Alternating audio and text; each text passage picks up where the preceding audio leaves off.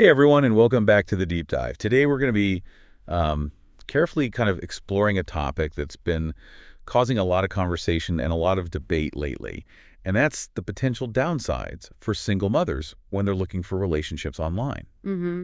particularly with partners who are older and wealthier. Yeah. Now, let me be upfront. Our Deep Dive today is not about passing judgment at all. Right. It's about giving you information so you can make the best choices for your own life. It's about understanding those dynamics and what are some of the risks out there. Exactly. And this whole topic really hit home for me when I saw that YouTuber Isis, the new trophy wife, talking about her experience. Oh, yeah. Her video, I Married a Monster, went viral recently. And it's a pretty stark reminder that things aren't always as they seem. Right. She thought she'd found her Prince Charming, but Yeah. it turned into a nightmare, especially for her daughters. That case is a stark illustration of why it's so crucial to look beyond the surface, especially in the world of online dating where appearances can be deceiving. Yeah. Okay, so let's unpack this a bit. Okay. Our source material for this deep dive is a document called Pasted Text. Okay. And it lays out some scenarios that are honestly pretty unsettling. Yeah.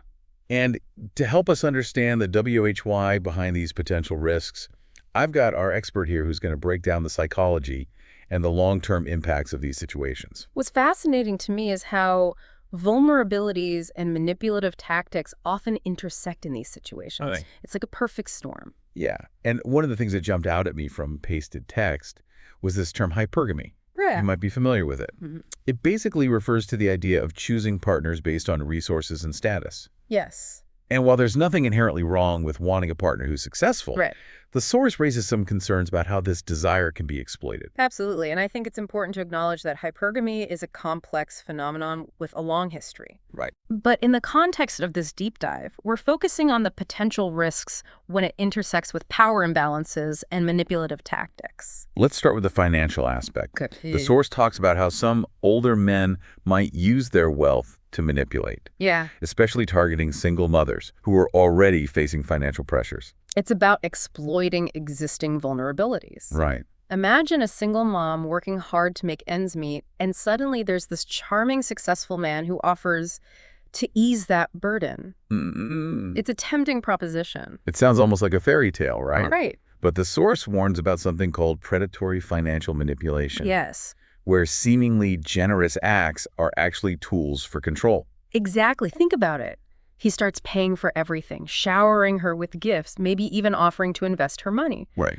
On the surface, it looks like generosity, but it can create a sense of obligation and dependency. It's a subtle shift in the power dynamic. So it's not as simple as saying, don't date someone wealthier. It's about recognizing those subtle shifts in control. Precisely. And it's not just about overt generosity. Yeah. The source also talks about fake personas, men who fabricate their wealth to lure women in. So it's not even real wealth in some cases. That's scary. It is. These situations can lead to scams, fraudulent schemes, and potentially dangerous situations. So we've got financial manipulation, fake identities. It feels like we're already uncovering a lot of red flags. We are, and unfortunately, financial manipulation is just one piece of the puzzle. Right, because then we get into the psychological aspect. Yes. The source dives deep into the power dynamics in these age gap relationships, where older partners might use their experience to dismiss or belittle a younger woman's concerns. It's about leveraging age and experience as a tool for control. Imagine a younger woman raising a concern or expressing a need, and her older partner dismisses it as naive or emotional. Right. It undermines her confidence and reinforces the idea that he knows best. It's almost like they're being told that their feelings and experiences aren't valid. Exactly, and that can have a devastating impact on self-esteem and the ability to assert boundaries. So we've got financial pressure age dynamics. It seems like single mothers are facing a lot of unique vulnerabilities in these situations. They are, and those vulnerabilities can be exploited in really damaging ways. This is heavy stuff. Yeah. But it's so important to talk about, and we're going to keep digging into this in the next part of our deep dive. We'll explore specific tactics of manipulation, Right. the illusion of stability, and the long-term impact of these relationships. It's crucial to understand the full scope of the risks involved so you can protect yourself and make informed choices. Exactly. So stay with us as we continue to unpack this complex and honestly pretty unsettling issue. Yes, it is. We'll be right back after this break. Welcome back to our deep dive into the potential downsides of certain relationships for single mothers. We've been talking about those relationships where there's an age gap and often a wealth gap, and how those differences can create opportunities for manipulation. It's not about saying all those relationships are bad, but knowing the risks can help you protect yourself. Exactly. It's like having a safety net. Yeah. So in this part, let's get into the nitty-gritty. What are some of the specific red flags that people should watch out for? Well, picking up from where we left off, one thing that pasted text highlights is how that initial generosity we talked about can actually be a form of control. You mean like those seemingly sweet gestures? It's hard to see those as bad? It's about the underlying intention. Think about it. If he insists on paying for everything, even when you offer to contribute, Right. it can make you feel indebted to him. So even something like refusing to let you split the check could be a sign. It could be, especially if it makes you uncomfortable or like you owe him something in return. The source also talks about those investment opportunities that can be traps. Right, because for a single mom struggling financially, that can sound like a dream come true. Exactly. But it's crucial to be cautious if an investment opportunity sounds too good to be true. It probably is, and be wary if he pressures you into investing or makes you feel guilty for not taking his amazing advice. It's like he's using your financial vulnerability to his advantage. Precisely. Now, moving beyond the financial aspect, let's talk about emotional manipulation. One of the biggest red flags is gaslighting. We touched upon this before, but how can someone actually spot gaslighting? It seems so subtle and hard to pin down. It can be, but there are signs. If your partner consistently denies your reality, makes you question your memory, or downplays your feelings, those are red flags. So like if you try to bring up a concern and he says you're imagining things or you're being too sensitive. Exactly. Or he might twist situations around to make you look like the one at fault, even when you know that's not the case. Gaslighting is all about making you doubt yourself and your perceptions. It's incredibly manipulative.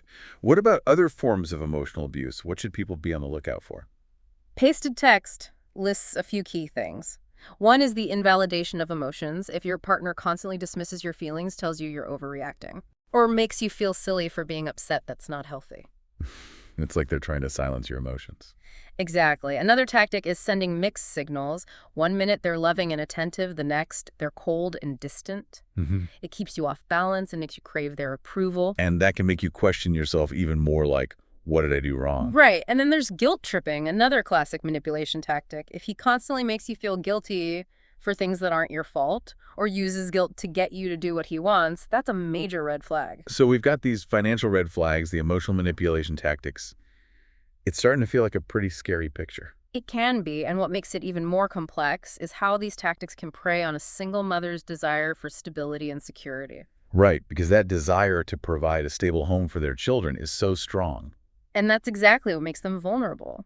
He might start encouraging dependency, like we talked about before, pushing her to quit her job or subtly isolating her from friends and family. So on the surface, he's offering security, but underneath, it's about control. Precisely. And remember, this is often happening alongside that emotional manipulation we discussed, so she might be being gaslighted, made to feel like she's the problem, all while becoming more and more reliant on him. It's like a trap closing in from all sides. That's a powerful way to put it, and sadly, it can be very hard to break free from once those patterns are established. This is a lot to take in, but it's so important to be aware of these tactics. But let's not stop there. Pasted text also gets into some more serious, even dangerous forms of control. Yes, and this is where we move from manipulation into more overt coercion and exploitation. This is the stuff that really sends chills down my spine. Yeah. The source talks about how a man might use his resources to pressure a woman into sexual or emotional favors. It's a horrifying thought, but it's a reality for some women, and it often preys on their financial vulnerability.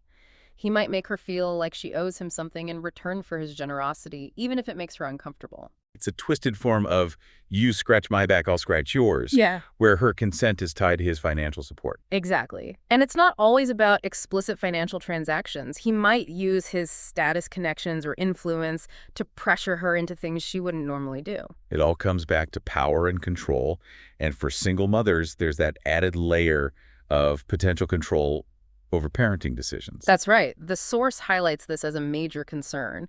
Imagine an older partner trying to impose his values and parenting style. Right. Even if it clashes with the mother's beliefs and potentially harms her relationship with her children. It's like he's trying to take over her role as a parent. In a way, yes, and this can be incredibly damaging. She might feel pressured to choose between her partner and her children, or she might start to doubt her own parenting instincts. It's heartbreaking to think about the impact this could have on both the mother and her children. So what can a single mother do to protect herself from this kind of coercion and control? Well, the foundation is setting clear boundaries from the very beginning. Let your partner know what you're comfortable with and what you're not, both in terms of your relationship and your parenting decisions. And I imagine it's important not to be afraid to stand your ground, even if it means rocking the boat.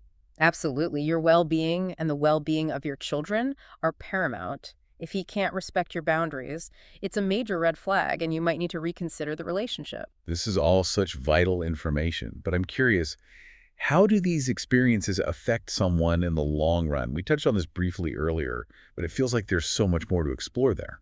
You're right. The emotional and psychological consequences of these situations can be profound and far-reaching. Let's delve into that when we come back for the final part of our deep dive. Welcome back to the deep dive.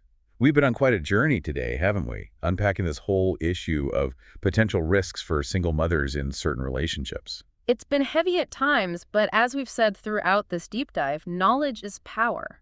Understanding these dynamics is the first step towards protecting yourself. Absolutely, and I think this last part is where things get really real, because we're talking about the long-term impact, Yeah. the emotional hangover from these kinds of relationships. It's like the aftershocks of an earthquake. The initial damage is visible, but the tremors can continue to shake your foundation long after the main event. Pasted text really dives into this idea of women feeling inadequate or regretful after the fact, Yeah. even blaming themselves. It's a natural human response, unfortunately. Once the rose-colored glasses come off and the manipulation becomes clear that self-doubt creeps in, how did I not see this? Was it my fault? Which is so unfair because we're talking about calculated tactics being used against them. Yeah. It's not about a lack of intelligence or judgment. Exactly. It's about recognizing that these situations are designed to be confusing and disorienting, and sadly that self-blame can linger, making it hard to trust your own instincts moving forward. It's like that saying, once bitten, twice shy. How can someone move past that fear and open themselves up to new relationships after an experience like this? It's not easy, and there's no one-size-fits-all answer, but I think seeking support is crucial. Hmm. Whether it's a therapist, trusted friends, family, or even support groups, having a space to process those feelings and rebuild self-esteem is so important. It's about reclaiming that sense of self-worth that might have been chipped away during the relationship. Absolutely. It's also about understanding that healing takes time.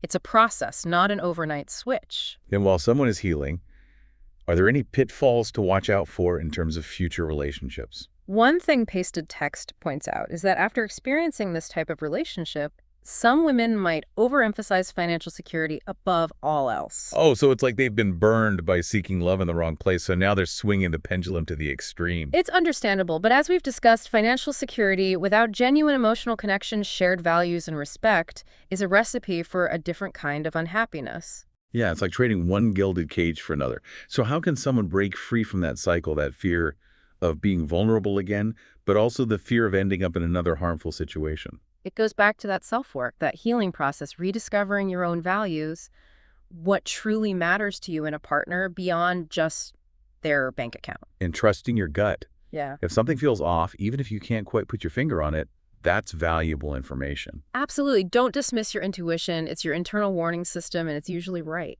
This has been such an insightful, albeit intense, deep dive. Before we wrap up, is there anything else you want to leave our listeners with? Just this. You are worthy of love and respect, period. Don't let anyone, regardless of their age or their wealth, convince you otherwise. So well said. And to our listeners, remember, knowledge is power. Use what you've learned today to make informed choices. Set healthy boundaries and prioritize your own well-being. And never be afraid to ask for help or support if you need it. Thank you so much for joining us for this deep dive. We'll see you next time when we'll be exploring a whole new topic. Until then, stay curious.